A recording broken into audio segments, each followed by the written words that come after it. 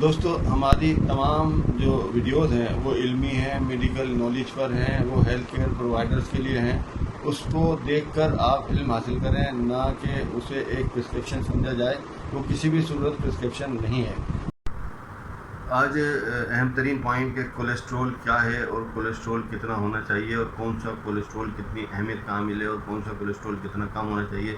یہ ہے آج کا ٹاپک، ہے آج کا موضوع. دوستو ہمارے یہاں بہت سارے کنسیپٹس ایسے ہیں جو کہ مناسب نہیں ہوتے، اور وہ کنسیپٹس ڈاکٹر کی تھرو آپ لیمن میں یا مریضوں میں یا عام آدمی میں آ جاتے ہیں، اور پھر وہ ڈاکٹر اپنے طور پہ اس وقت ضرورت کے مطابق جو مریض کو سمجھاتا ہے، تو وہ اس کے بعد جو ہے مریض کو وہ دوبارہ تو مریض اس سے نہیں ملتا کہ وہ اسے سمجھائے کہ دیکھیے کولیسٹرول کیا ہے اور کولیسٹرول کی اہمیت کیا ہے، یا کوئی بھی ایسی چیز جو اس نے پہلے بار سمجھا دی تو مریض اسی کو لے کر یاد رکھ کر بیٹھ جاتا ہے، پلو باندھ کر بیٹھ جاتا ہے، اور پھر جو ہے وہ اس طرف سے نہیں نکلتا. یہ بہت ہی اہم ایشو ہے کہ ہم جو سن لیتے ہیں اس کو ہم اپنے طور پہ جو ہے یاد رکھتے ہیں، اور بس اس کو یاد رکھنے کی کوشش کرتے ہیں. وقت کی کمی ہے، لیکن میں انشاءاللہ آپ کو اس موضوع پر کچھ نہ کچھ ایسے ٹپس، ایسی حقیقی باتیں بتاؤں گا یا دوں گا جو کہ آپ کے لیے انتہائی ضروری اور لازمی ہوں گی کہ کولیسٹرول کیا ہے اور کولیسٹرول کو کتنا رکھنا چاہیے، اور کس مرد و زن، عورت اور آدمی، یا کس عمر کے کس ایج کے شخص کے لیے کتنا کولیسٹرول ہونا یا کم ہونا یا زیادہ ہونا، یہ ساری ڈیٹیل میں آپ کو انشاءاللہ بتاتا ہوں. جیسا کہ یہ نظریہ کامن ہے کہ کولیسٹرول جو ہے وہ موت کا باعث ہے یا بہت ہی نقصان دہ، جبکہ ایسا نہیں ہے. ہمارے جسم کا ایک ایک سیل جو ہے وہ کولیسٹرول کی مرہون منت ہے، اور سیل ہی نہیں بلکہ ہمارے جسم میں تمام ہارمون، چاہے ٹیسٹوسٹیرون ہو یا پروجسٹرون یا ایسٹروجن ہو، یہ بھی کولیسٹرول کی وجہ سے ہی بنتے ہیں. یہی وجہ ہے کہ اس کی شدید کمی جو ہے مردوں میں نامردگی اور عورتوں میں بانجھپن کا باعث بنتا ہے. اس کے ساتھ ساتھ یہ نقصان دہ بھی ہے. اس کی بہت زیادہ زیادتی جو ہے ہمارے خون کے روانی کو مکمل طور پہ متاثر کرتا ہے، چونکہ خون کی نالیوں میں پلاک جمع ہو جاتا ہے، اور خون کی نالیوں میں پلاک جمع ہونے کی وجہ سے وہ سخت بھی ہو جاتی ہیں، اور وہ برین میں اگر خون کی نالیاں ہوں تو وہ اسٹروک کا باعث بن سکتی ہیں، یا ہمارے ٹانگوں میں جو ہے وہ بلڈ سپلائی متاثر ہو کے وہ PAD بن سکتا ہے. ساتھ ساتھ یہ بلڈ پریشر کا کامن باعث ہوتا ہے، اور اس کے علاوہ اس میں جو سب سے اہم بات ہے، شوگر بھی جو ہے بہت زیادہ لوگوں کو دیکھی گئی ہے ہائپر کولیسٹرول میں. جہاں تک اس کے سائن سمٹم کی بات کریں دوستو، یہ ایسمپٹمیٹک ہوتا ہے، یعنی ابتدائی طور پہ تو اس کی کوئی سائن سمٹم نہیں ہوتی، لیکن پھر بھی اس کے سب سے کامن سمٹم میں سانس پھولنا اور زینہ چڑھتے ہوئے، کھیلتے ہوئے فٹیگ ہونا، سانس پھولنا، پنڈلیوں میں درد ہونا اور پوری جسم میں درد ہونا دیکھا گیا.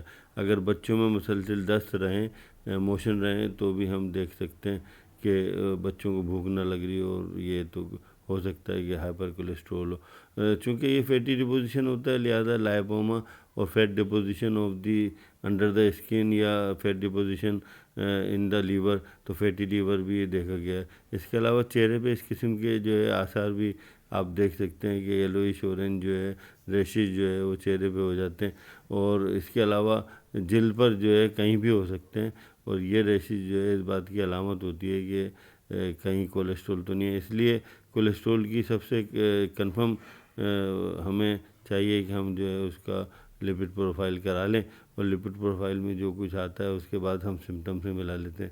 لیکن میں نے چیسٹ پین وغیرہ سب آپ کو بتایا کہ یہ اس کی سمٹم ہوتی ہے.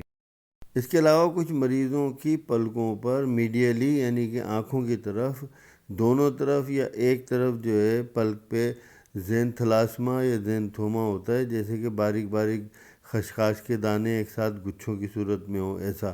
یا پھر آنکھوں کے اندر اگر آپ کارنیا پہ دیکھیں تو ایک گرے کلر کا یا لائٹ کلر کا، وائٹ کلر کا ایک رنگ بنا ہوا ہوگا، جیسا کہ موتیا میں ہوتا ہے، وہ ارکس کارنیا کہلاتا ہے. یہ نشانی ہے. بے شک بڑھا ہوا کولیسٹرول بہت زیادہ نقصان دہ بھی ہو سکتا ہے، اور نارمل کولیسٹرول اللہ تعالیٰ کی نعمت ہے. دیکھیے میں نیچرلی آپ کو جو ہے کولیسٹرول کم کرنے کے بہت سارے طریقے بتاتا ہوں. اس میں دوا کا استعمال ضروری نہیں ہے کہ ہم کریں. نیچرلی کیا ہے کہ اگر آپ کا LDL آپ کا زیادہ ہو تو آپ نے اردو اور انگلش ملا کے لو ڈائٹ لو، ہلکی پھلکی غذائیں کھائیں. اگر HDL آپ کا کم ہے تو آپ اس کو آسان ترین کر لیں کہ HDL ہائی، دوڑ لگا، یعنی بھاگ دوڑ کریں، واک کریں، جاگنگ کریں، تو آپ کا ایچ ڈی ایل بہت زیادہ بڑھ جائے گا۔ اگر آپ کا ٹرائیگلیسرائڈ جو ہے وہ زیادہ ہو تو آپ کو نیچرلی کرنا کیا ہوگا کہ آپ کو 3 چیزیں چھوڑنی ہوں گی، چینی، چاول اور چکنائی۔ تو یہ ٹرائیگلیسرائڈ، تو آپ یہ تینوں چیزیں چھوڑ دیں۔ جہاں تک میڈیکیشن کا تعلق ہے تو فائبر لے کر غذا میں اسٹیٹن بھی لیتے ہیں، اور بہت ساری چیزیں ایسی ہیں۔ ایلیم اسٹائوا 60 میں جو ہے بہت زیادہ کارآمد ہے۔ ویسے برائٹامیور یا پلمبمیڈ یا اس طرح کی کوئی بھی میڈیسن لی جا سکتی ہے اکارڈنگ ٹو دا پیشنٹ، لیکن میڈیسن سے زیادہ بہتر مینجمنٹ ہے۔ اور رہا نارمل کولیسٹرول کتنا اور کتنا نہیں، یہ چارٹ یہاں لکھا ہوا ہے۔ ایک اہم بات یاد رکھیے کہ ٹرائیگلیسرائڈ اگر کسی کا بڑا ہوا آ رہا ہو تو اس کو آگے چل کے شوگر ہونے کا احتمال ہے۔ اور ایل ڈی ایل بڑا ہوا نہ رکھیں، ایچ ڈی ایل کو ہمیشہ بڑھا کے رکھنے کی کوشش کریں، کولیسٹرول کو نارم رکھنے کی کوشش کریں۔ یہ کچھ میں نے چارٹ بنائی ہوئی ہیں، کیا کھانا ہے کیا نہیں کھانا ہے۔ کمنٹس لازمی کیجیے، سبسکرائب کریں یا نہیں۔